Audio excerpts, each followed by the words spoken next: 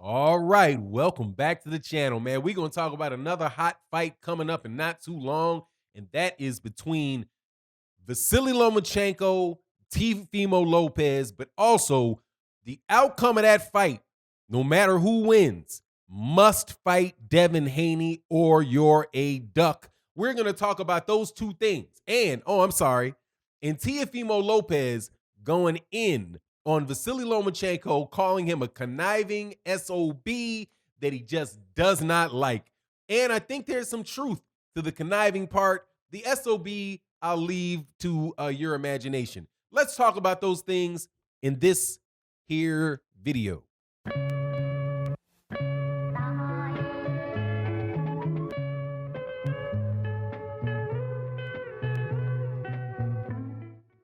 All right, welcome back to the channel. Welcome back. So, the lightweight division is cracking.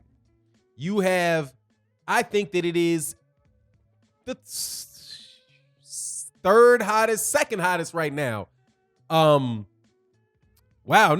hottest division in boxing behind the welterweight division, the 154-pound division, and then the lightweight division. I would love to say the heavyweight division, but there's a lot of cheating and there's a lot of cheating and a lot of posturing going up in there in the heavyweight division. But the heavyweight division is great too right now. Very exciting times in boxing for a hardcore boxing fan.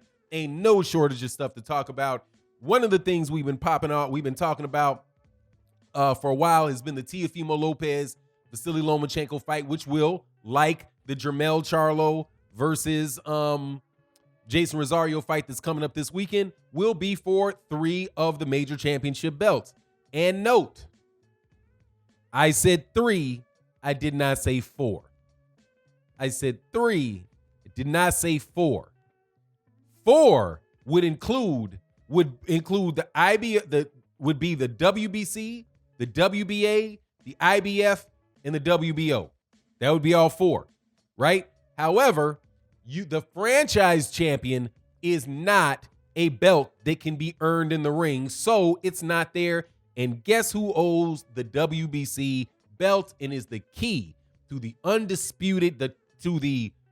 status is undisputed in the 135-pound division, and that is Devin the Dream Haney. Now, we will get to Devin the Dream Haney and his position with the winner of this fight after we go through a little bit of what Teofimo Lopez said. So Teofimo Lopez is talking about the fight with Vasyl Lomachenko. And by the way, this is the biggest threat. Teofimo Lopez is the biggest threat to Vasyl Lomachenko since he fought Gary Russell Jr. Without a doubt. I should say the biggest threat since Orlando Salido, but not a lot of people thought that Orlando Salido was going to be a threat to Vasyl Lomachenko. But he wound up being actually defeating him. But you get my point, man. It's been a long time since we've been able to talk about a Vasyl Lomachenko fight where people actually thought this guy had a chance to lose. And there is a good number of people that believe that Teofimo Lopez can beat Vasyl Lomachenko. Now, and the one thing that I like about what he said, is he's like, man, I do not like Vasyl Lomachenko. He's a conniving S.O.B. Now, I think he's a bit of a conniving SOB. Now, where could the conniving be? Why would you call him conniving? From Teofimo Lopez's position, I have no idea how he could call him conniving. I have no idea. You're getting the fight, man. Devin Haney didn't get the fight. You're getting the fight, right? Devin Haney was the WBO mandatory. Vasyl Lomachenko and Bob Arum skipped out of that fight with Devin Haney. They ain't skipping out of the fight with Teofimo Lopez. When Teofimo Lopez said that he wanted more money because the 1.5 million wasn't enough, or 1.2, whatever it was, wasn't enough money, ESPN and them came and gave him more money.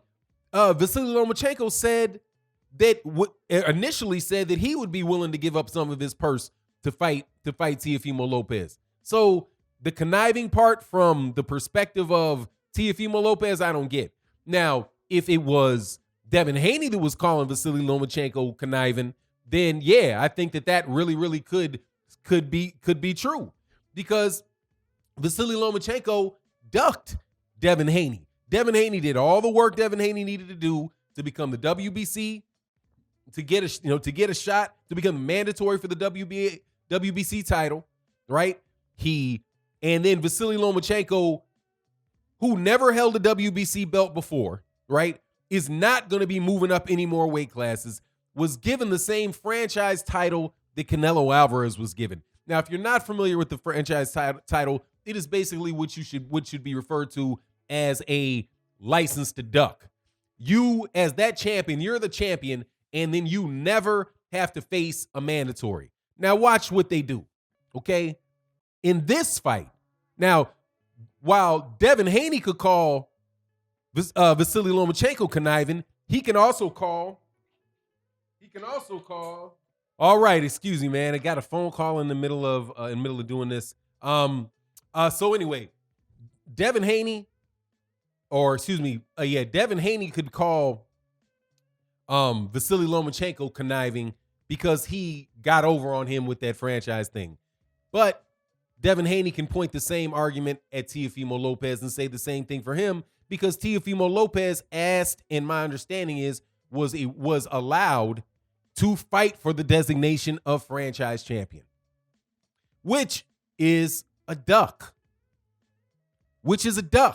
Because you are trying to be named the WBC champion without fighting the WBC champion. To me, dog, it's absolutely, the whole thing is ridiculous. But the fight itself, not Devin Haney. Sorry, man. God, dog, man. I hate people know that I do this stuff in the morning and it never ceases. By the way, man, I'm not giving no more people getting my phone number. I am completely and utterly retiring from having conversations with people in the boxing world on telephones. It's just too much, man. It's too much. Anyway, look, this fight between Teofimo Lopez and Vasyl Lomachenko is going to be a really, really great fight. Teofimo Lopez has every opportunity in the world to become a great fighter, become recognized as a great fighter by beating Vasyl Lomachenko. You know, the fact that he has this attitude with Vasyl Lomachenko, which is that he doesn't like him, right? And I think that is a benefit, man, to him.